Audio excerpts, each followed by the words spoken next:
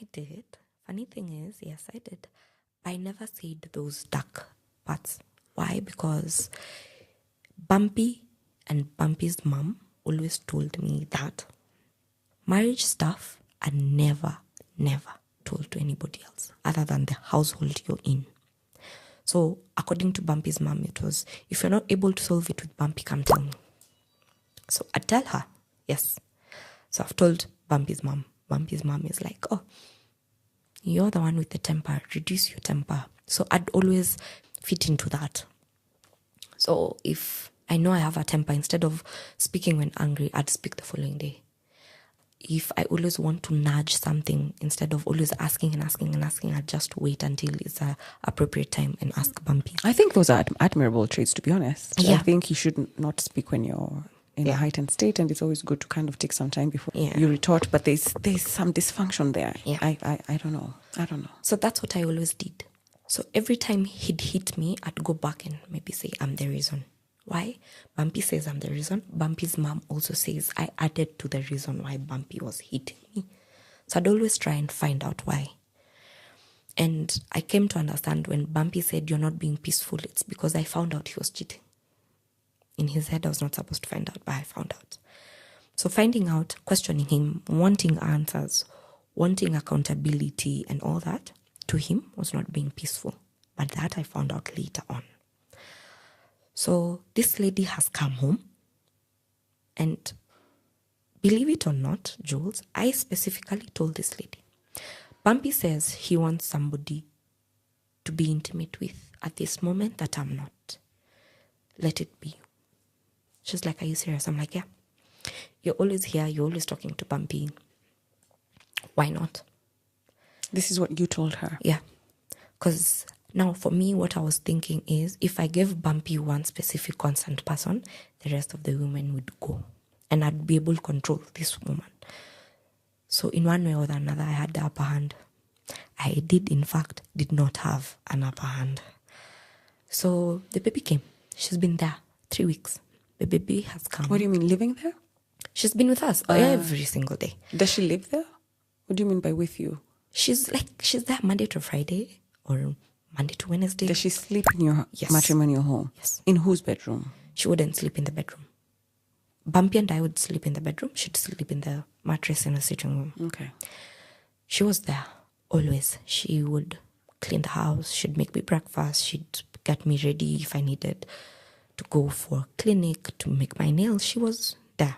You know why I was asking what was informing this? Because even as you're talking right now, it doesn't sound bad, but it's not something that you had agreed to. Yes. You're kind of doing this because your hands are tied. Because I know there are situations where, co-wives take care of each other. Yes. And it's something everyone is privy to. I know there are challenges there. Yes. Every side, everything. Monogamy has a flip side. Polyamory has a flip side. Yeah. Polyandry has a flip side. Like every side has a but. Yeah. But. So it's almost like, was Bumpy like, listen, I'm polyamorous, and she's going to come help us. Like, even when she's cooking, you're not saying, why are you cooking? You're only supposed to like sexually meet my husband's needs. What are you still doing here? Do you understand my question? Yeah. I'm just trying to understand what is this I'm listening to. At this time, if she's cooking, I'm too pregnant to even stand on my feet. So I didn't mind. I didn't think about it. And then the funny thing is, she was there to satisfy Bumpy's sexual needs, but they were never, ever sexual in the 3 weeks that she was there until my delivery.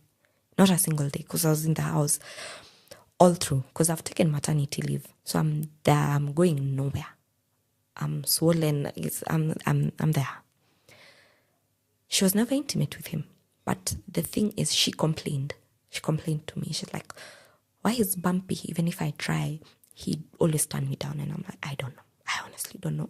And it's not my place to talk to him. But I'd ask, do you want me to talk to him? And she's like, yeah. So I go back with a complaint I've been given by this woman to Bumpy. And Bumpy's like, no, I don't think I'm ready. But once I am, I know she's there. So I'm like, okay. So I asked Bumpy, you said you'd want someone. The someone is here. And you seem comfortable having her around. around. What do you want? She's like, no, since you're very much not able to do everything around the house, how about right now she just helps around? And I went back to this woman and told her exactly what Bumpy told me. And asked her, is that something you're okay with? And she's like, yeah. So that's the dynamic. That's what we had. So she'd come, go home to her house as she pleases. She'd stay over as long as she pleases. And even on the day that I went to hospital, now to deliver, she also was there. She took me to hospital together with Bumpy. And at that moment, of course, I'm not thinking about what they're doing at that point. I'm now here. It's me and my baby. My one role is to get this baby out of me safely and be also okay, you see. And that's what I did. Got into hospital, gave birth very well, my baby healthy. And on the day, I even called my mom, told my mom, your granddaughter is here. I also tried to get a hold of Bumpy, but since they had left hospital very late, I guessed he was asleep. So I called Bumpy and I couldn't get him. So I called this lady. I'm like, tell Bumpy his daughter is here. And since I was tired, I just hung up and went to sleep. They were also the first ones to come see the baby together. And I thought nothing about it. Now, because even after leaving hospital, my role was ensure you have enough breast milk, ensure you're eating enough, you're taking enough fluids. I didn't have time to think outside of that. So one day, my healing after pregnancy, after giving birth, was very, very fast. I had no tears, no nothing major. So one day, I'm asking Bumpy, we've gone for our check, the 6-week check. I'm good. So I asked Bumpy on our way back. When I was starting action again, it's like, the doctor has just released you. Just give it time, give it time. I also feel like you're very delicate. So let me understand you a little bit. And I was like, okay, makes sense. This whole time, this other lady is also still complaining they're not intimate. It's been now almost a month and a half. She's been home, no intimacy. And Bumpy made her vow her faithfulness to Bumpy. This is so bizarre. So this lady cannot get sex anywhere else except from Bumpy. And Bumpy is not giving her sex. So she's wondering, okay, what am I supposed to be doing? And she didn't mind because she'd help around the child with my daughter. I never had to move. If my daughter cried and she was in the crib, she'd wake up, give me the child. My thermos was filled with uji, water, food, everything. Was Bumpy and you catering to her financial needs as well? No. Did she have a job? Yes. She worked online. So she'd work there. Finish work. All that. She did everything in our household, especially after my daughter came. Everything. Was she also around your age? Or older? Or more towards Bumpy's age? No, a bit older than me. 2-3 years older than I am. So I never, at that point, as a new mom, I was like, she's helpful because otherwise I'm sure at some point I'd have to wake up in case Bumpy has gone to the gym or the likes. So I didn't mind and I didn't think anything of it. So I just enjoyed that. But now the thing is, on days that I told Bumpy my friends, now my circle was coming over to our house to visit the baby, Bumpy would ask this lady to leave. So she'd leave. My best friend would stay over the whole week, help around and all. And then after immediately my friend and my best friend leave, she's back. And back into the routine, back into doing whatever she was doing. So one day I asked Bumpy, okay, the baby's here, this lady's still here. You don't want to be intimate with me. You also don't want to be intimate with this lady. What's your deal? Bumpy's like, you know what? I actually, for a second, want us to start on a clean slate. And I'm like, what's your clean slate looking like? He's like, my clean slate looks like I want her to go. And I want this household to just have you, me, and my daughter. And I was happy. I'm like, finally, something that I'm okay with, comfortable with, something that is not me fixed in a specific cage. And that happened. But before Bumpy would tell this lady ask her to leave, because you just can't wake up and tell her, get up and leave. He said he'll handle it. So before that happened, I've been told we're starting on a clean slate. So it's this one specific Saturday. We've said it's going to be movie night. But I feel very tired, very sleepy. So I say I'll go to bed early. Sunday morning, I'm woken up by my daughter screaming. And I'm like, wow. I'm usually woken up by, if my daughter screams, one of them is Bumpy or the lady is waking me up to give me my daughter to breastfeed. None of that happened. And I'm like, maybe they're just watching a movie because it's Sunday morning. I go to the washroom. I go take water. I make some tea. And I'm like, hey, all these commotions, these people can't hear me. But I can hear the movie. It's like loud. So I go back. I breastfeed my daughter. And I change her and I put her down. So I go to the sitting room and I'm like, why can't you people hear me? Why haven't you had your daughter crying? I open the door and it's this specific man that told me he wants everything in a clean slate, having sex with this woman on the mattress that's down there. I just walk in awe, look at him. I'm like, Bumpy, interesting. This is a clean slate. Nice to know. Close the door and go back, hold my daughter. I am crying. I'm angry. And I'm just like, you know what? It's okay. He came back a few minutes later and I asked him, what the hell was that? What's going on? You were supposed to be asking her to leave, not be deep inside her.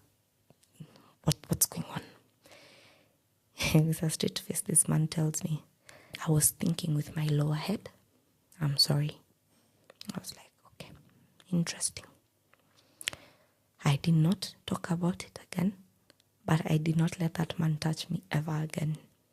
My sexual switch just went all off. The lights were out. I did not want him to touch me. I did not want him to sleep next to me. It got to a point I didn't want him to even hold our daughter. And I'd tell him, I feel like you're just a dirty man walking, that nothing you even pronounce with your mouth is actually what you want. And I'd be very specific. You said you want to start on a clean slate.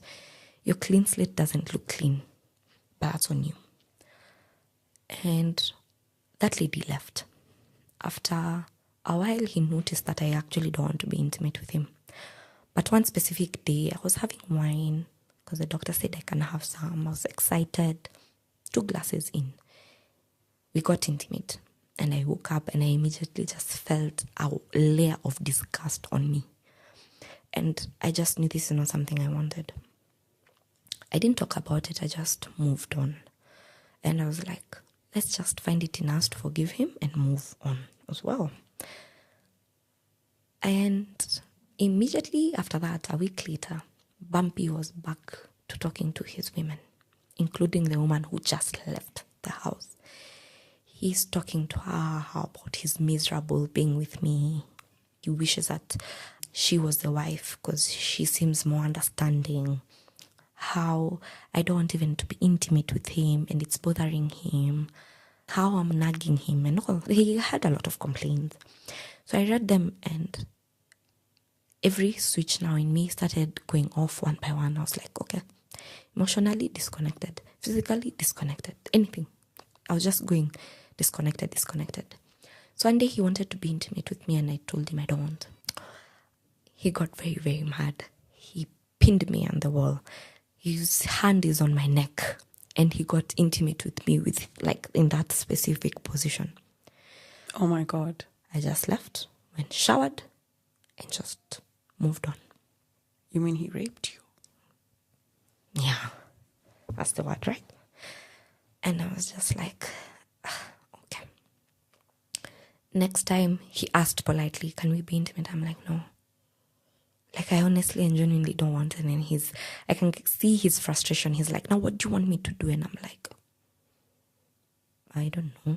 Like, now at this point, my anger and my calmness is, I just can't. I'm unable. So I tell him, you have so-and-so you can go to, you have so-and-so, you have so-and-so, and you have so-and-so. Why are you here? You complain to so-and-so and so-and-so about how nagging I am, how this and this and that. And since that's what they are, why not be with them? It's like, no, I want to be with you. But as usual, you're not a submissive person. You're not peaceful. And I'm like, and I won't be. If me being that means that you're allowed to talk ill about me and everything, then no. and I'll storm out. He came, pulled my hair, slapped me, punched me, and I'm like, why? And then at the end, he pushed me towards the wall that I hit the corner of the wall. So I had my head was swollen. And he apologizes as usual. And I also apologize. And that was a cycle for 2-3 months. That's all we would do. I'd find out about a woman. He'd hit me. He'd apologize. We'd move on. Find out, hit me, apologize, move on. That's what we did. One specific time, I remember I now needed to go back to work because the money he had apparently measure.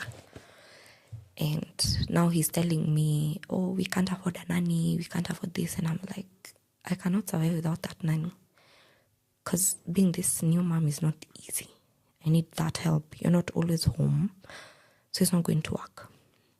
He's like, it's okay. So he's like, you need to figure out then how we'll pay the nanny. And I'm like, it's okay, I'll go back to work. So I started calling up my clients and I'd ask them, do you want my services back? Do you want my services back? I got my schedule full and I was happy. So I started going back to work. Me going back to work was a bother to Bumpy. It's like, oh, now you want to emasculate me. And I'm like, no, I've not told you not to look for a job. I've not told you not to look for something. I'm just going back to what I was doing prior to pregnancy and giving birth. So he's like, no, but now it means you're earning more, you're providing for us. And I'm like, it's okay, I'll do that until you are able to come back and do that. And I left it at that. But now I came to notice one specific day he left and told me he's going to a wake with his best friend. A mutual friend of theirs had passed and they need to go. And I told him, it's okay. You need to leave. You've also been in the house with the baby. You've been hands-on a lot. Let me now bond with the baby.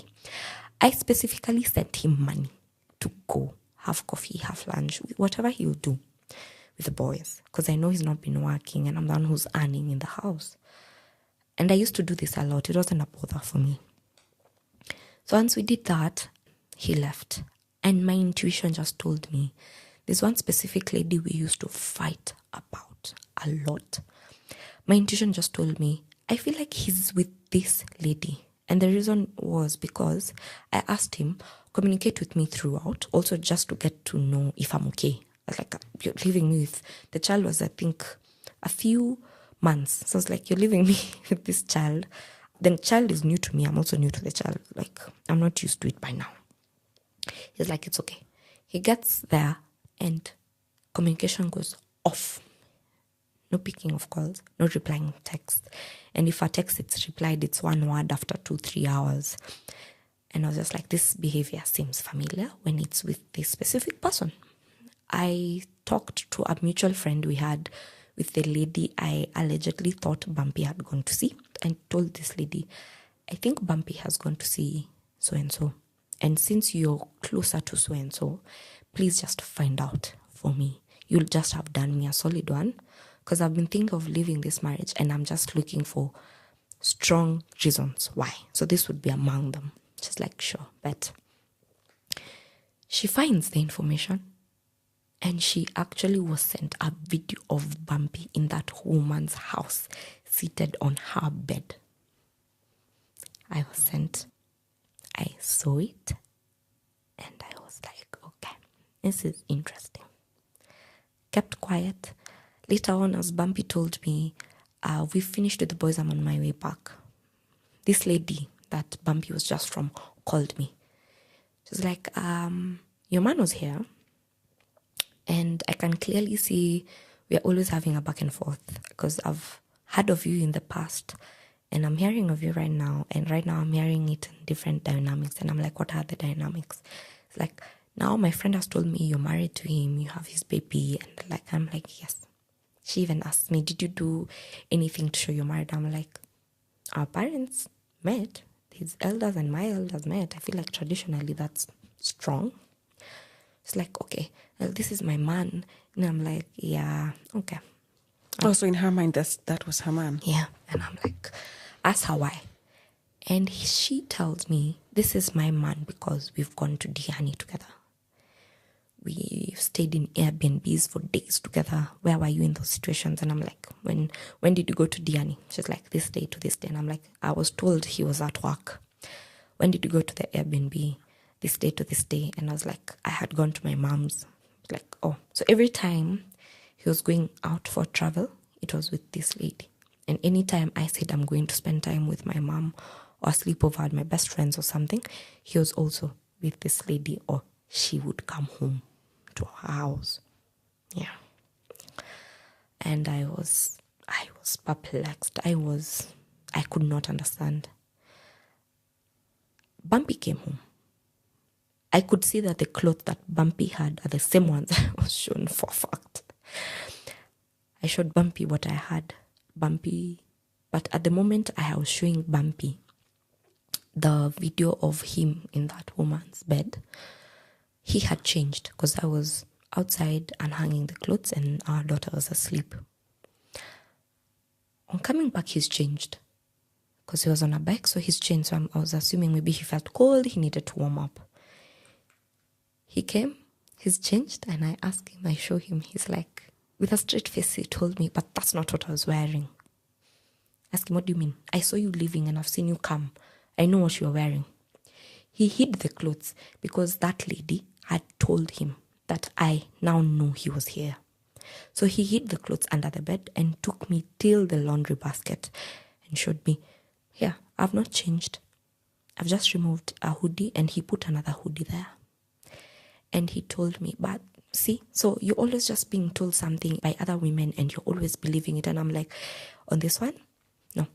This one is straight from my intuition and I'm not going to betray it. And then I told him that, and I'm like, if that's how you want to manipulate me, it's fine, but I know you're at this woman's house. And he goes ahead as telling me, we can call her. And I'm like, yes, take out your phone. Take out your phone.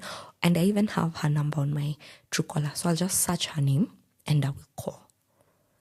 And he slaps me. Not once, not twice, not thrice. It's just a series of slaps. And I'm like, why? I'm screaming at this point. The moment he hears me screaming, he closes the door and hides the keys. So I'm screaming. I'm like, why are you slapping me? He's like, because you're always letting other women tell you your insecurities have led us to this point. And I'm like, what insecurities? And he tells me, you're insecure about your new body, your tummy, you have stretch marks. And I'm like, so do the women you are with. There's no woman living here that does not have stretch marks. We grow. We are moving. We are evolving. We come with stretch marks. You also have stretch marks. So why? No, you're just jealous. You have a lot of insecurities. And I'm like, no, Bumpy. Did you ever tell him that you have insecurities? Not that it matters, honestly, but like, did you? I did. The first time I got my baby, I told him I'm not used to my new size. And you're actually so petite. You're literally like a size 6, right? 6 or 8? Actually, now I'm 10, 12. Okay, yeah, but you're still very slim. Tight. Yeah.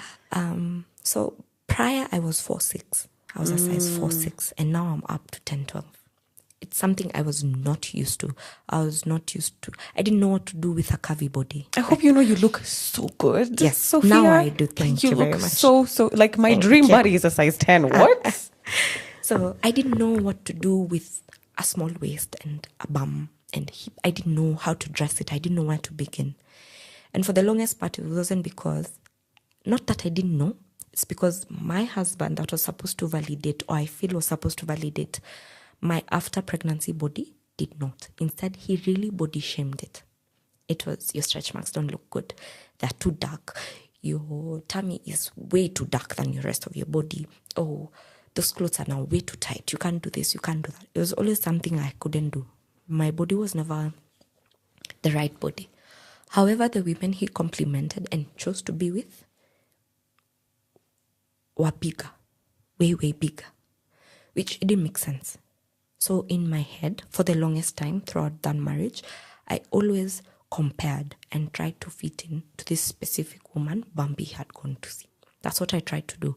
Dress, talk, act, everything. I really tried to be that in my mind. Maybe he'll see me. He didn't. So this day he's hit me, he's closed the door. And I'm like, I just can't take this anymore, Bumpy. This is just way too much. it's always something. If I tell you about something you're doing, it's always me. I'm not a peaceful wife. I'm insecure. I'm listening to other people. And I'm like, no. So that day he hit me, it was the first time I told my best friend that Bumpy hit me. My best friend was like, was it the first time? It wasn't the first time, but I told her yes. I was so ashamed. I was filled with guilt, shame, and anger. My best friend is like, maybe talk to him and see what's going on. And I'm like, okay, let's try. So I Googled how to ask submissively talk to your husband so that he can just talk to me without the anger, without the hitting. I went, spoke to him. He said something outrageous, of course, and I went crazy. I'm also talking back. He's hit me. Makia was hit last night. Today's another night. I'm being hit again. And I for the first time, I just told Bumpy that, honestly, Bumpy, eventually, we are going to get divorced. He's like, no, you have a child of this compound. You will never leave this compound. And I was like, yeah, okay. So I asked him, what happens to the children that you sire that are from this family and this compound? And I was like, your other child is your child. Oh, yes, there was the lady with the birth certificate. So it was his child? It was his child. And you knew this? Yes. Okay. So she did a DNA test that I paid for. Oh, my God. So she was pregnant, yes. And the other... Did his mom know? No. Okay. There was also the baby mama. So I was like... Oh, yes.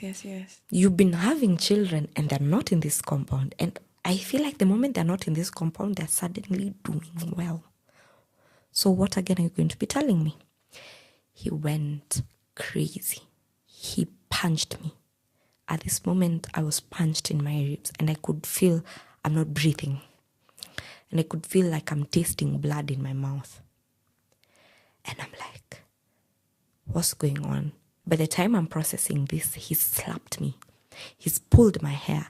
He's banged me on the wall. I can hear my daughter scream and I'm like, Bumpy, our daughter is screaming because you're making me scream. Have some decency. And he's like, I don't care. I really don't care. You're here disrespecting me, disrespecting this household, disrespecting our marriage just because of some women.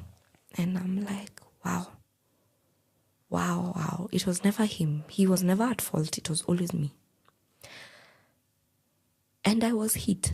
And by the time he was going to now get my daughter because she was crying, I was not bleeding. My eyelid had swollen because I had banged myself on the wall. My rib felt like it was broken because I could taste blood in my mouth. Like I had blood in my mouth. And I just sat down where he left me and I was crying and I was asking myself honestly, why? 2 days went by, I couldn't go to work. How am I going to explain to my clients, why is my lip busted? Why is my nose swollen? Why is my eyelids? I don't have an explanation. Plus, I'd been lying so many times to my clients about the bruises I have. It now felt like my clients are just going to suspect me now. I stayed home for a week. I lost clients during that week because they could not understand the inconsistency. I couldn't tell them of the inconsistency. There are some clients that are really concerned and really called and could not hang up until I told them the truth. They would tell me, it's okay, I'll call you later when your husband is not around. And I want you to tell me what's going on. Oh my God. Yes. Whew. And I had 2 clients that were like, you know what? It's okay, I'll give you this month off. And it was under the condition, you need to leave. I want by the next month, you're done and you've left. And I'm like, okay. I was like, okay. I told my best friend of now everything. One day I just sat down and I told her of the 3 Psalms, of all the heating and everything.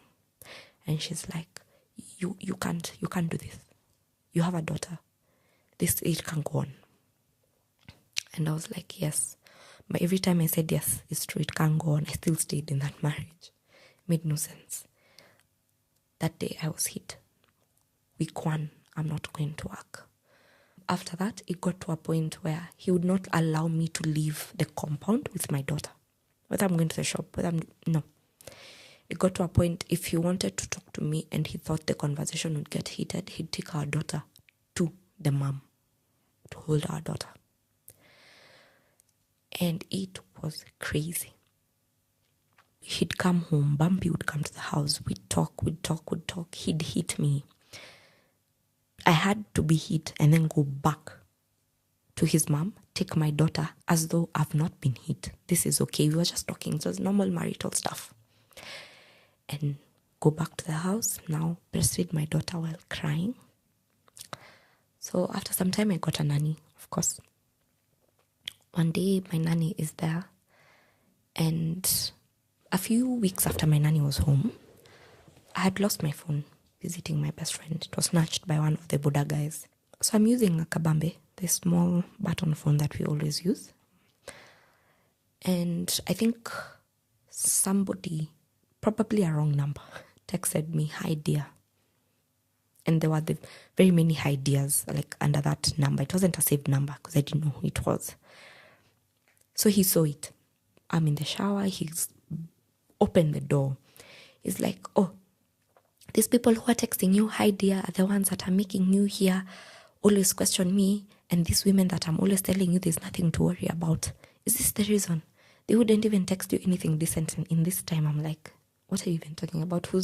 What's hi dear? Or who's texted that? I don't know anything about it. He tells me there's a number here that has texted you hi dear so many times. And I'm like, I have nothing to do with that. I don't know who that is. Because I have nobody who texts me hi dear. And he doesn't believe me. He yanks me out of the bathroom. And he's like, "You need to explain this hi dear. Is this the reason why you'd sit down and tell me you want to get divorced and eventually we will?" I'm like, no, the reason we get divorced is because of you, your anger, and you constantly hitting me. He's like, "Yeah, if you are peaceful and if you are submissive, I wouldn't need to be hitting you. You have anger issues." And I'm like, okay. I just said, okay. He got mad. He started hitting me. I'm wrapped in a towel at that time. He's hit me. He's thrown the kabambe towards my face. He's like, "You and this are my ideas. These are your options." And I'm like, I have no options. Honestly, there's nothing I'm doing wrong. And I don't know the idea who it was. And I'm apologizing. I'm sorry if it offended you. At that time, I don't even know who it is. I don't even know what he's talking about. That went. We slept. I woke up. I'm not going to work. I'm weak too. No work. My nanny has come. I've already started weaning my baby. And my nanny asks, "Mama so-and-so, mtoto atakula nini?" And I'm like, can do pumpkin, this and that for like asubuhi, and then try something else. Try some porridge, like I've just explained. And then Bumpy comes from the bedroom. He's like, "You, Madam, hi dear." And I'm like, what?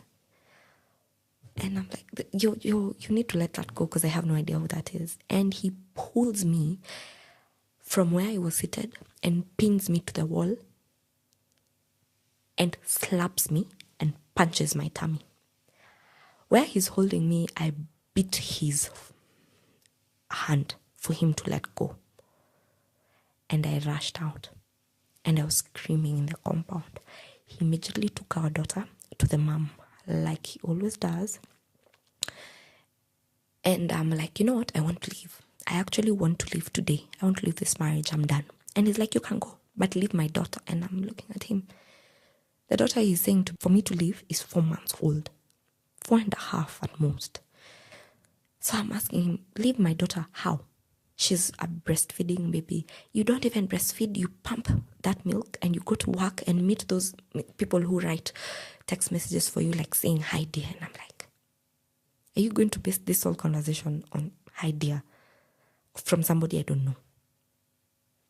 And like, those are your options. I don't care. You want to leave? Go. Leave my child. And I'm like, I just pushed through him. I went upstairs and to the mom and was trying to take my daughter. As I was trying to take my daughter from my mom-in-law, I would see her turn around for me not to access my daughter and take her from her arms. And I just looked at her and I'm like, I asked, are you turning so that I don't take my daughter? Like, no, you're angry. And I'm like, what does that anger have to do with my child? This is my child. I gave birth to this child. I want to leave this marriage and I want to live with my child. Eventually, Bumpy's brother came in and I was not allowed to take the child. After all, I was only allowed to breastfeed her, and on breastfeeding, they all stood there as I breastfed until she fell asleep. At this point, I have just texted my best friend what has just happened. My best friend is like, I can't take this anymore. You're hurt, I'm not okay, and I'm afraid you're going to die. She texted my mom. She called my mom and told her everything, from the threesomes to me being hit to everything. My mother called me boiling. And I told my mom, it's okay, let me just come home. I'll come to you, don't come. I left. I went to my mom's house. I'm crying. My mom is not understanding. She's like, Mom, you're too beautiful to be going through this. I'm crying. I'm trying to understand. When did it get to this point? Like, when did I even let it get to this point? And it was crazy. My mom is like, no, you need to leave. Sat down and told my mom, I want 2 weeks and I'll have left. She asked me what's going to happen in 2 weeks. She's like, I won't tell you. In 2 weeks, I'm going to come back and I'm coming back with my daughter. She's like, okay, you go back home. I went home. This man refused to open the door for me. Completely. Until the mom had to come down to see what the commotion is about at the gate. And I'm like, he refuses me to enter the house. Bumpy's mom tells me that what you did was not right, Sophia. And I'm like, what do you mean? You people stood there as I breastfed my child, a child that I gave birth to. You people stood there and let me not take my child after I've told you I want to leave this marriage with my child. And all of you told me that I can't. So what did I do wrong? I just left and went to my mom. The same way your son, Bumpy, leaves and comes to you. So what's the problem? She's like, makes sense. I entered. Bumpy's dad now is on the phone. I'm being told of how disrespectful I am and how I should learn to live with Bumpy. And I just told him immediately, no. Before you take a phone, call me and tell me I'm being disrespectful. Ask your boy what he specifically did. Ask for the real story, not this surface story that he tells you that tumejibishana, we've had an argument. No. Tell him to tell you exactly what he did. And he's like, he's told me. And I'm like, if he told you, I don't think you'd be telling me I'm disrespectful. And I specifically told the dad, I want to leave this compound. Same way I came, I have free will to live with my child. The dad does not live within a country. He lives in another country, works there. So he's like, you are not allowed to leave that house until I come back. He wants to come back in another 3 weeks. That's all. The only time he's allowed to take an off. In my head, I'm like, no. On the phone call, I said, that's okay. I'll wait. My mom has called my uncles that played the role of my dad, told them of the ordeal. My one specific uncle called Bumpy and he's like, you know what? This thing is going to get to cop level real fast. So you either need to figure it out with Sophia or the cops are going to get involved. This also uncle calls me and tells me, just work it out. And I'm like, there's nothing workable here. This man is just insane. Bumpy hears and sees that actually this thing has hit the fan. So we've gone to this store, we are talking, and he's calmed down. He wants to reason. And he now asks me, do you want your mom to take me to the cops? And I'm like, yeah. Yes, I do. Because you, your mom, your dad, your brother, everyone is okay with how you act. Everyone does not see as though you are on the wrong. Instead, it's me who's on the wrong. And everyone is just siding with you. It feels like I'm alone in this compound. And it's not going to work. So he's like, what if we find a way where we can work these things out? And I'm like, you've had so many chances where you actually would have worked on this thing and it would have worked. But now, I don't know. And he's like, I'll fight for this marriage. I'll fight for my daughter. I don't want to raise another daughter outside of marriage. And I'm like, I just told him, you have a very weird way of showing that you don't want to raise your children outside of marriage. A very weird way. And that conversation just ended there.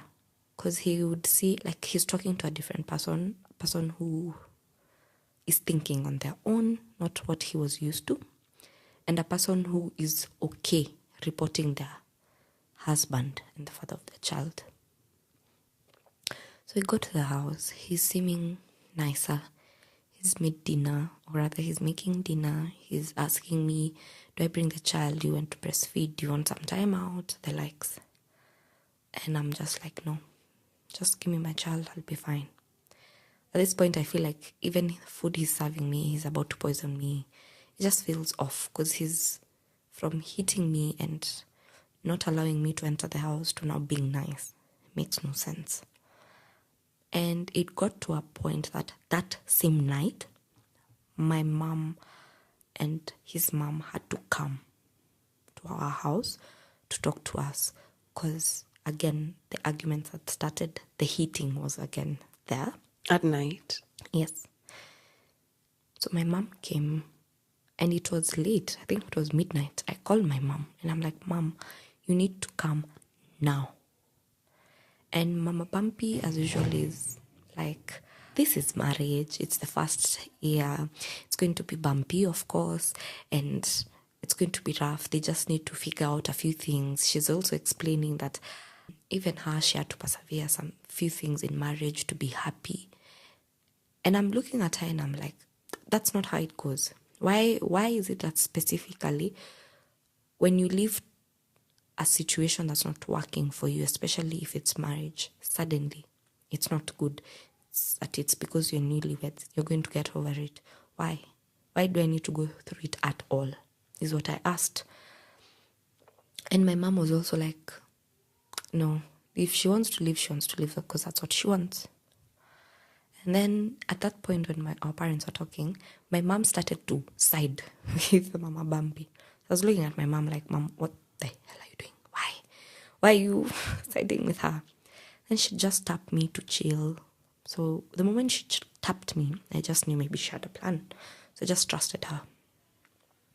So they've talked, they've convinced me that let's work through this and all. And that's the narrative that was left in that room, that we're all going to persevere. You see.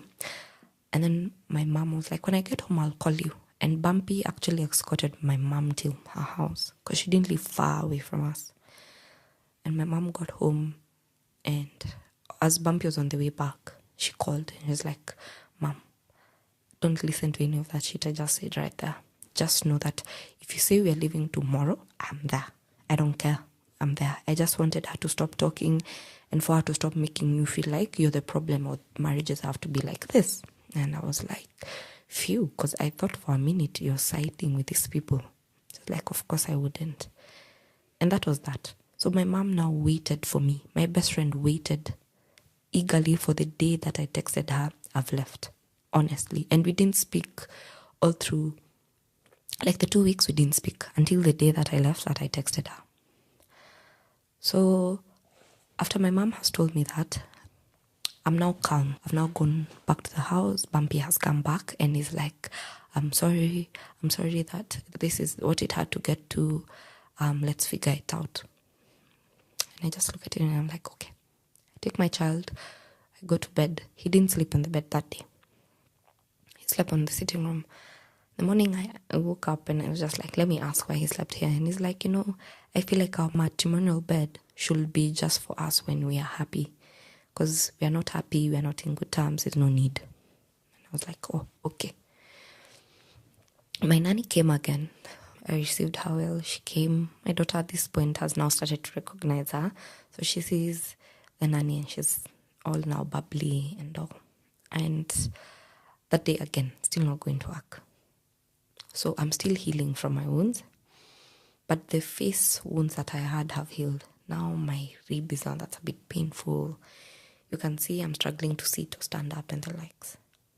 So my nanny comes, she asks me what to make for the daughter, what I would want to eat. She serves me. She never served my hubby. So she would now ask me, Mama Nani, serve Baba Nani? I'm like, sure. I get up, serve, like that. So on this time, he received a phone call from a lady because he put it on speaker. And the conversation did not go as he expected to, because he was trying to build a slate of transparency.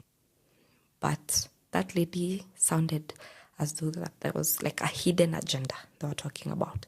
So after the phone call, he was seated trying to explain to me why it sounded odd. And I was like, okay.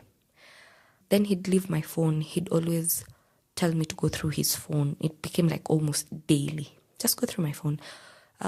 Don't assume I'm texting people, like things like that. So I never did when he said I should. So one day I went through his WhatsApp and I'm like, it's too clean. I think I was so used to him doing something. So it was too clean. And I was like, oh, maybe he has actually just learned his lesson. So I just started maybe getting into the idea of he's learned his lesson. We're still in week 1 of me saying, remember I said I want 2 weeks, then I'll leave. So this is week 1, it's about to end. My mom is calling. She's like, pass by, we just do a check-in. I told my mom, I went through his phone and it's too clean. My mom is like, maybe he's learning or something, but don't change your mind. And I'm like, Mom, me knowing him, let's just give him a few more days. Something will just come up, me knowing him. It's like, why are you so sure? I'm like, you just wait. Once it happens, I'll tell you. Week 1 has ended. Now we're in week 2 before it ends. So we're in, say, day 8, day 9. I take his phone. He's on the rooftop with my daughter. They're sunbasking. He calls out from the rooftop and is like, bring my phone. I'm like, okay. I hadn't checked his phone since that day. So it's been like about 3-4 days. I check his phone and I see this. Now WhatsApp business. I'm like, why would WhatsApp business be here? All the conversations with the women have left from WhatsApp to WhatsApp business. And of course, the girl that was in our household conversation is there, and other women. And you can see there are video calls that last like 5 minutes, 10 minutes. And you can tell only on days that maybe I'm not in the house. And they're there, but they've been erased. Like the call log is not been erased, but the conversations have. So I noticed the phone is also on airplane mode. So I turned it back on, connected it to Wi-Fi, and messages started coming in. He's like, hi, how's last night? How did you sleep? Like now conversations. Like these were people, they were talking last night and now today. Now this is a new day. I've started again. And I was like, yes, I just knew. I just knew it would get there. I went up and I gave him the phone just as the screen is on for him to see that I've seen the conversation and the call logs. After a few minutes, he follows me down and he's starting to explain. And I just told him, Bumpy, this is just a cycle where this is what you do. So you do this, apologize, then do this. That's a cycle you have. That's the same cycle you've been having with your previous baby mama. That's not how it works. I just told him that. And I told him, people survive as being baby mamas and being single moms. That's it works. People are doing it and they're doing it perfectly.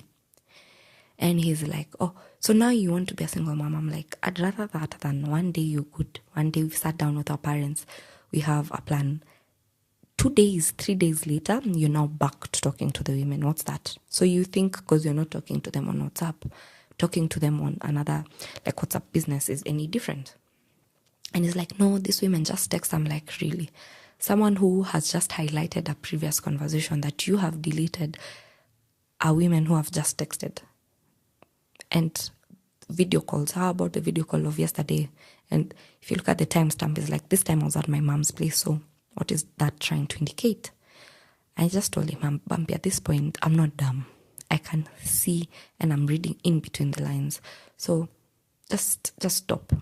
he got mad because I'm not listening to his excuse and I'm refusing to listen and to understand. My daughter was asleep as he held her. She just went, put my daughter to bed. And he came back and he's raising his voice. And I'm like, just put the child to sleep. Don't you think you'll wake her up? He lowers his voice. He took a mug and threw it to the ceiling because he was mad I was not listening to him. I told him, it's okay. This is what you always do. You break, punch, do something, hit me. So there's nothing new in your cycle. That's how used to it I was. So I just knew. Argue with him. He punched something, break something, hit me, apologize. That was my daily cycle with him. So on this time, I even wanted him to hit me so that I could live there and go write a P. It's called a P3 or P2. That's what I wanted. And he did hit me, and to a point where he scratched my thigh. I told my mom, let's go write a P3. It was a holiday. Went, we wrote the P3. My mom had to go with that letter because if I went with it, of course, another war would have come. So she went with it. And my mom all along was just asking me, you are that sure of him? And I'm like, yes, I was that sure that something would come up, especially if it includes women. It definitely will. We went home, or rather I went home. My mom went back to her house. So he asked me, oh, you were gone so long, where were you? And I'm just like, no, I just went somewhere to get some air and as I drink some milkshake. So I'm back. That's just all I needed. And he's like, oh yeah, okay. So since he still felt like I was not understanding him or I didn't listen to his excuse as to why he was having conversations with women, he now wanted to bring it up again. And I'm like, I thought we already talked about this. And I just told him, we talked about it. You hit me about it. What more emphasis do you want? And then he just kept quiet. And he switched on the TV and that conversation ended. And then this one specific time, I had 3 days left to my 2 weeks. My nanny came again just in the morning, her normal routine. Giving her my daughter, I've changed her, I've done what I should. I wanted to go to work. So I go to work and I come back. I come back and I realize that he's still in the house. He was supposed to go for some job interview and to do some online interviews as well. He's still in the house. I asked him about it. He's like, no, I didn't go. I didn't feel like it was worthwhile. And I'm like, you're not earning any money. I'm going to work. On top of going to work, I have to miss some days because you've hit me so bad. Why wouldn't you just decide to help? And then I went on and told him, with the other women, you're always buying them stuff. You're always going out for coffee. Where do you get that money? Because I don't see it in this house. Even in this house, you're always broke. And I'm always providing for everything. And he's like, oh, so what does that mean? I'm like, it means exactly that. It means your money, whenever you get your money, it goes to other women. And I knew for a fact there's one of the women he used to see that used to give him money. So I was asking him, and how come you're given money by so-and-so and you never come back to this house? Where are you taking it? Or are you using that money to take another woman out for coffee and the likes?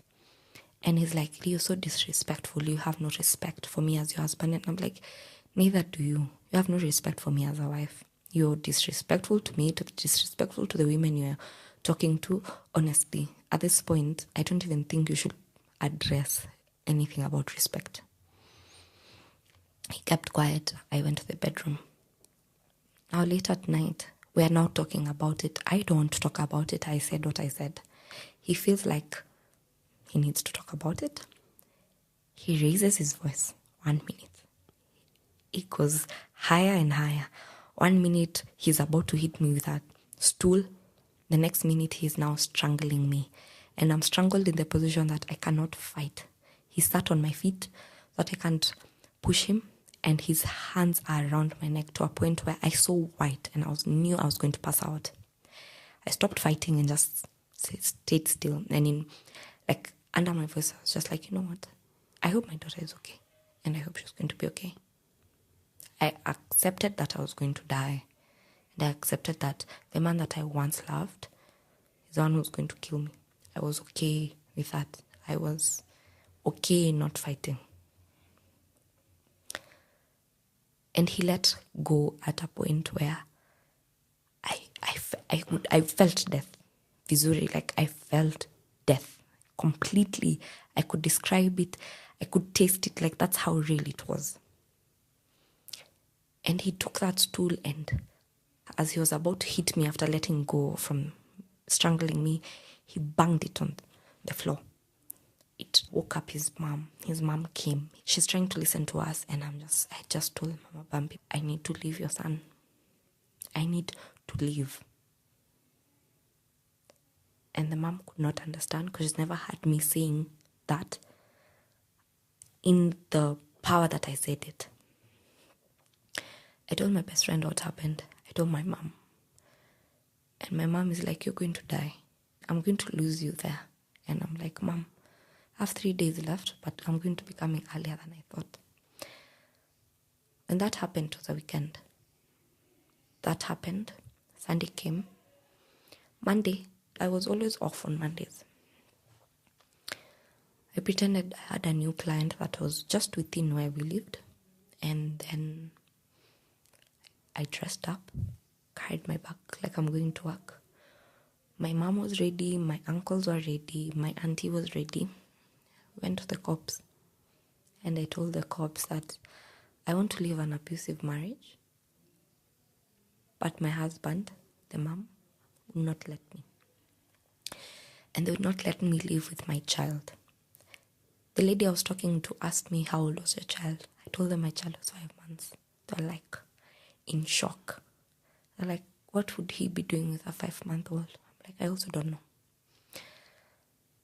And that was that. I was told to come back on Tuesday. But that Tuesday, they were going somewhere. All of them, the whole cop station, they were going to another neighboring county for something. So I wouldn't find someone, especially in the children's services, who are going to help me. So I was told to come back on Wednesday. I couldn't go back home because now the cop has now called Bumpy and told them of what's now happening. So Bumpy is at home with my daughter and my nanny, alone. I am afraid. I don't know what he'll do to my daughter. I don't know what he'll do to the nanny. The nanny called me and told me she's about to leave and I'm not yet home. And I told her to pass by my mom's because she knew where my mom lived. She'd seen me being beaten. She knew exactly what was going on. So I told her, you just continue going until the day I will come with cops to take my daughter's things, my things, and we go. So I had told her to ensure that all my daughter's things are always clean and like kept vizuri, just in case anything happens, it's just going. She's like, sure. And now she'd update me. She'd get home and then she'd tell me, my baby is fine. Of course, she's fussy because she's not breastfed. Me on my end, my boobs are solid raw because I'm still breastfeeding. I left with nothing, not a pump, not anything. So they are like hard. And I was constantly crying because I'm worried for my daughter. I'm also worried for my own self because I don't know what he's going to do at this point. So we are summoned. We are there Wednesday morning. We go and our parents are outside and we have to enter a specific room and we are talking. And for some reason, the gentleman who was listening to our case just said, nyinyi, watu wawili kwa blanketi mkishikana, yenyu ni mapenzi tu mtarudiana. Like that man just said, you two have been together. People who sleep on the same bed. You never know anything about them. You're just young and you just seem like you're in love. So this is just a rough patch, you'll get back together. This is a cop. Yes. And I just told the cop, that's okay. Until that day, that's fine. For now, we are here. This is what I want. So he's trying to listen to our stories because that's how it goes. He speaks, I speak. He speaks, I speak. And all through, I can just hear him saying, oh, it's because I don't want to listen. I'm refusing to be submissive. I don't want to be peaceful. It's because of my insecurities. But overall, I'm just in love with him, and this is just a rough patch. That's what he says, not bumpy. And I agree. And I'm like, you know what? It's okay. So I asked him, all those times you hit me, it's because you loved me, right? All those times you left our home with knowing that you're supposed to be somewhere, trying to get a job, doing something, but instead you're in a woman's house. That was also because you loved me. I asked him, all those times you were talking ill about me to another woman to gain their favor, I'm guessing that's also because you loved me. Every time you did not acknowledge that I had your child and acknowledge your child, it's also because you loved her way too much, right? So I just told the gentleman, the cop, our child is 5 months. I want to leave him and I want to live with my child. And I think for a moment he just saw how done I was, because I was not arguing about anything. I was just like, it's okay. So he agreed. I was given my child. There was a form that had to be signed that I was primary custodian. I had 100% custody of my child. And there was somewhere else that needed to be signed that he also has 100% access to his child. So if he wants to come visit and all that, that's fine. But he specifically told me he wants nothing to do with the child. And I said, it's okay. Either way, I want it written there and we'll sign. So that in case of anything, we'll refer to that specific document. Let it not be said, I refuse you to come see your child. We went home to his house.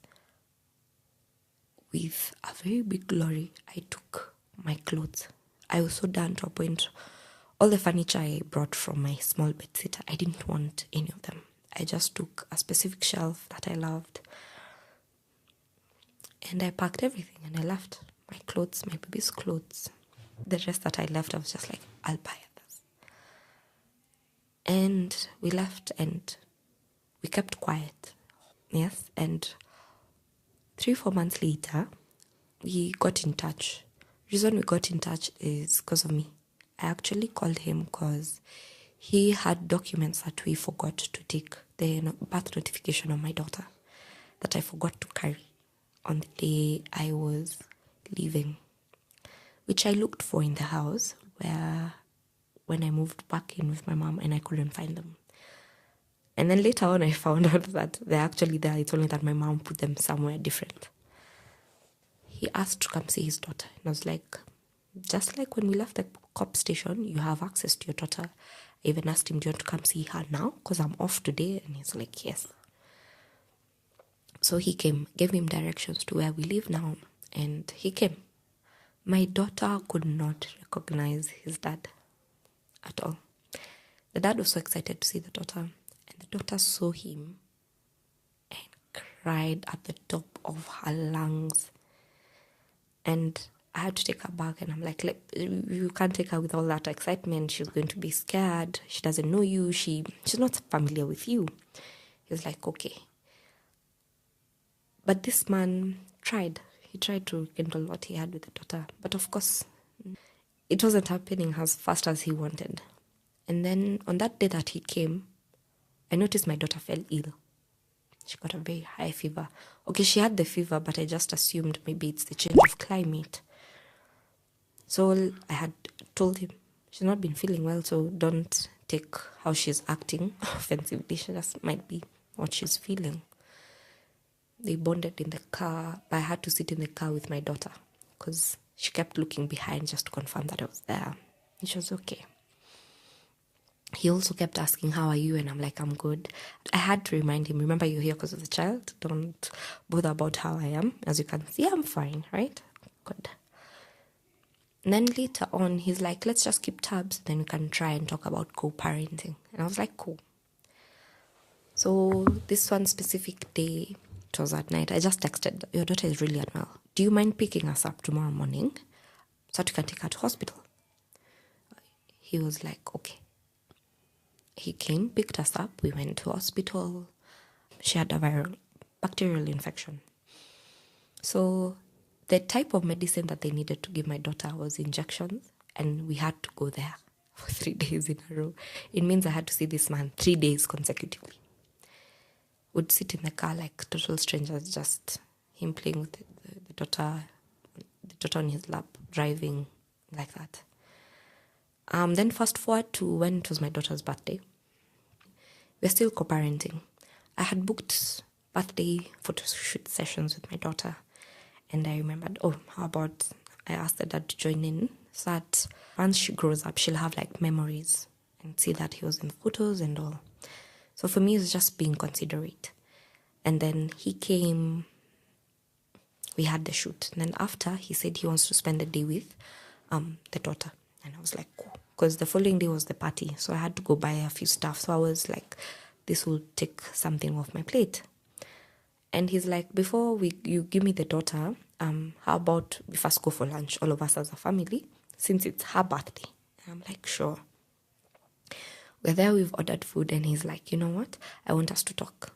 I'm just like, you always have an agenda. Of course, you wouldn't want to have lunch as a family and just be quiet. Like, no, I just want to talk about something. And he's like, it's been so and so months we've been apart. During this month, I've had a lot of self-reflect and talking to you and seeing how my daughter is doing. I don't want to be in her life. And I'm like, that's why we are co-parenting. That's why we are figuring it out. Long story short, we did not come to an agreement. And at the end of that conversation, his specific words were, if that's the case, if we're not going to be getting back together, now or in future, I don't want anything to do with your child. And if anybody asks me, you no longer exist to me, you and your daughter. And I was like, okay. And that has been that. So since then, I have been figuring out parenting as a single mom, which has been amazing. And yeah. Wow. I'm even speechless. Wow. I don't even know, man. Sophia.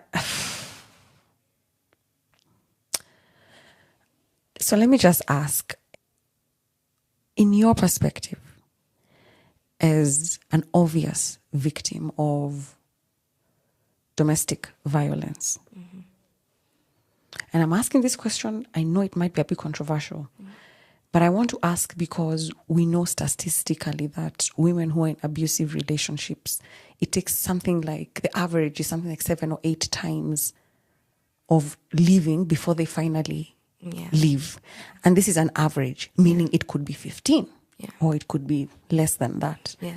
So in your mind, going back to the state of mind you were at when the beatings would happen, what was making you stay? Was it a hope? Was it still love for this man? Was it almost like a shock? Like, what is the psychology of somebody in that situation? Mine was both hope and love. And truth be told, was the validation. Not having a dad for the longest time, I wanted that manly validation. And I didn't know how much I needed it until I was in that situation. It mattered to me that he chose me. I wanted him to choose me. I wanted him to see me. I wanted him to pick me and say it's me. So with that in mind, and me loving him endlessly, and hoping that one day it's going to be me, it made me stay. And right now, looking at everything you've been through, when you look at your daughter, because now she's also going to be raised by a single mom, right? And I don't think there's anything wrong with that. But you've just said there's almost a gap that a male figure had never filled in your life. And so when this first man comes at a very tender age of 20, you take to it and you end up doing things that you have. I mean, listen, if you want to have a threesome, have a threesome. I have friends who do that shit and I'm like, that's amazing. Yeah. Good, cool story. But the fact that you're in a situation where you don't want to be just because you're trying to appease someone, I mean, and that is very intimate. And then the fact that he had his way with you forcefully and you're still like, okay, maybe. So maybe you don't have the answer for this, but like, what are some of the things that go through your head when you think about your child? Now that I've seen it now with my daughter, being there and the validation I needed and what I went through to get that validation, I know that what I would have wanted not to end up in such a situation would be validation from home. My uncles, now that I'm older, are able to have conversations with me. So I'd feel validated. I'd date somebody and check with my uncle because we're at that level. I just wish such conversations started when I was younger. Because honestly, if they did, and if they were that actively present as they are now, situations would have been different. So knowing that and seeing how important it was, and as much as parenting is trial and error, I'll still try validating the same with my daughter to a point where validation is never something that would get her into a situation, ever. So I'd validate the way she walks, the way she talks. I'd correct it as well. I'd correct things that she does that maybe are not aligning with her, to a point where she is secure in herself. That it doesn't ring that I need somebody else to tell me this. She's just so secure and firm in herself that she knows that she is it. That's the one thing that I would do. If there is a woman right now who's listening to this who is in a similar situation, what would you tell her? That respectfully, it doesn't get better. I know they all say, oh, they change, oh, this happens. No. It does not get better. I've not had 2-3 stories that have gotten better. In fact, it gets worse. So if they hit you once, trust me, it will happen again, and then it will be more intense, and then the apology will be greater than the offense. And then it goes like that. So if this bouquet of sorry was small, the next one will be big and then bigger. That's how it goes. Until the next moment, it's roses on your casket. Yeah. And I do want to also point out that it's usually the most dangerous for the woman when she decides to leave. Yeah. So publicly declaring it to this person is probably not the best way to do it, like you did. And I'm only saying this for anyone who is listening, man or woman. Yes. Because, it could go either way. Yes. I feel wrong for asking this, but I have to ask, are there lessons, takeaways, things looking back that you're like, some flags you might have missed, because usually I ask, do you think there are things that you might have done by action or omission that contributed to the chaos that was your relationship? Are you in a position to answer that? Yes. Are there flags I missed? Big ones. They were red, bright red, scarlet red that I didn't see.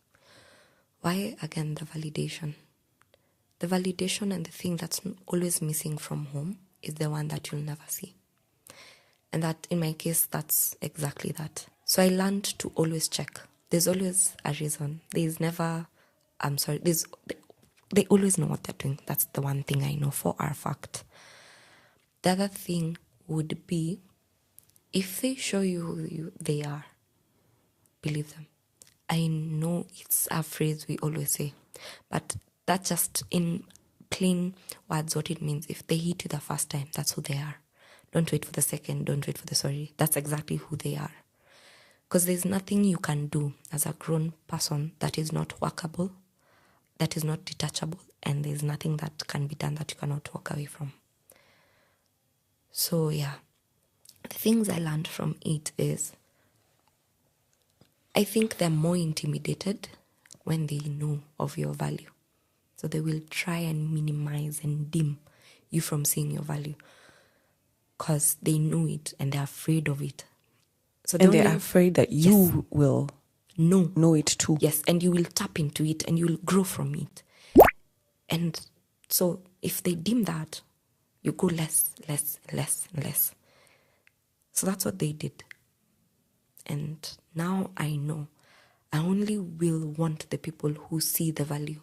I want you to tap into a value that I doubted, and that's when it's going to work. Yeah. What hope do you have for your future and even your daughter's future?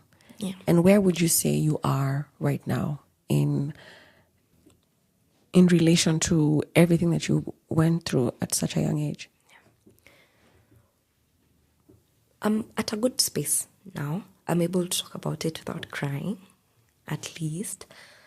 I'm also at a space where I also know I will not fully blame my partner for what happened. I had a role to play as well.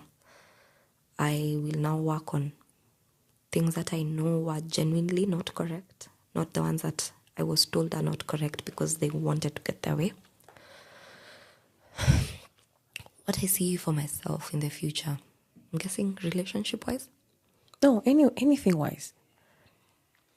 Personal development wise, yes. Relationship, career. Where do you want to be? What are some of your things that you're like, you know what, that would be nice? I'll start with the relationship. For once, I'd want a relationship where you're not asking at all. I know it sounds cliche because your partner is not supposed to read your mind, I know. But I'd want a partner that is so in sync with me that they would know exactly what I need. And I'm also so in sync with them that I would know what to say, what to build, and what to correct. A partner that's gentle as well. And for once, because I'm always saying this, a partner that provides. For once, I'd also just want to sit and see a man being in their role and not me being always in my masculine air. Yeah. Mentally, I'm pretty good, which is amazing considering what I went through. I'm not at 100. I have my scares a lot. Like, for example, if we are talking with you and you're a man and you raise your hand, maybe to even point something or to remove something from my hair, I will flinch automatically because I'm just assuming you're about to hit me. So I'm doing very well mentally. It's improving day by day. Career-wise, it's also going very well. I'm happy for you. Very well. With the services that I give, beautiful things are happening. So a lot of growth that I did not assume would happen in this short time that they did. I think I had planned that career-wise a bit much far away, but they have happened faster than I would have expected, which is good. That's amazing. Yeah. Maybe some big sister advice. Yeah. The thing with advice, listen, you can choose to take it or not take it.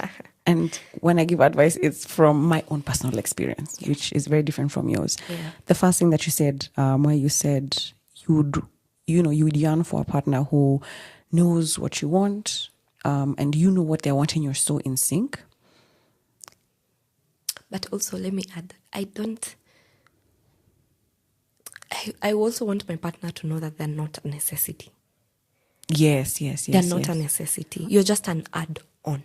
It's for you to know. It's not for them. Yes. Yeah. So I'll tell you that's a for you. Yes.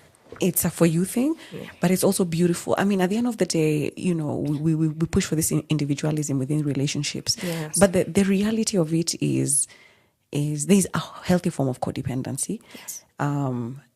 It's okay to need someone, Yeah. but not to your detriment. Yeah. You need them because they make you happy and they've built you. Like I really need you in my life. Yeah. But if it starts to go shit, you still have the wherewithal to be like, this is not for me and I can't leave. Yeah. I think sometimes there's this messaging I see online and you don't need anyone. No man is an island. Yeah. And even me in a relationship, I want to be needed. I want my partner to be like, baby, I need you. I love you so much, Yeah. So it's okay. But then you also, like I said, everything in life has a flip side. Yeah. Anything too excessive, even the good stuff has a flip side. So back to what I was saying, those aspirations to have that kind of connection, I understand, but I'd dissuade you from looking at that as a goal because it might put you in situations again where you are back to what I was. Yeah, or maybe just maybe you get it and then you start to turn a blind eye to stuff because you think, but it's that magical thing where they know what I'm thinking and I know what they're thinking. Yeah. No. relationships are, everything in relationships is about communication, whether it's money, whether it's sex, whether it's children. So if somebody can preempt your needs from time to time, that's going to be nice. But when they don't, it doesn't mean that the relationship is not working. There's opportunity. Yes, there's opportunity to talk. So I just wanted to say that. That's true. Because I do wish you all the best. Thank you very much. And I want you to find the love that you deserve. A kind of love that we only dream for. A kind of love that your daughter can see and also nourish from. A love that will build you and make you feel like life is just a little bit better because you're around. True. Yeah? So thank you so much, Sophia, for being bold enough to share this story. It really does mean a lot. And I think you're gonna be all right. Yeah. Thank you for having me. Do you do therapy? Yes. Good. Ish. Ish. I'm not consistent, but yes. It's all right. But you've kind of been there.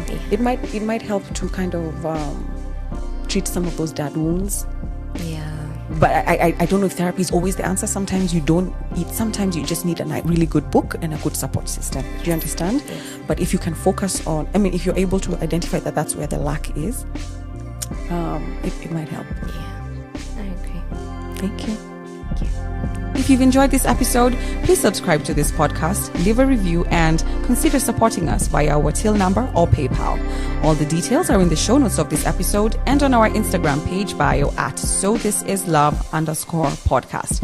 Your contribution will help us keep going. If you would like to be a part of this podcast, you can also reach out to us via direct message on our Instagram page. This is Jules. See you next time. Hello, everybody.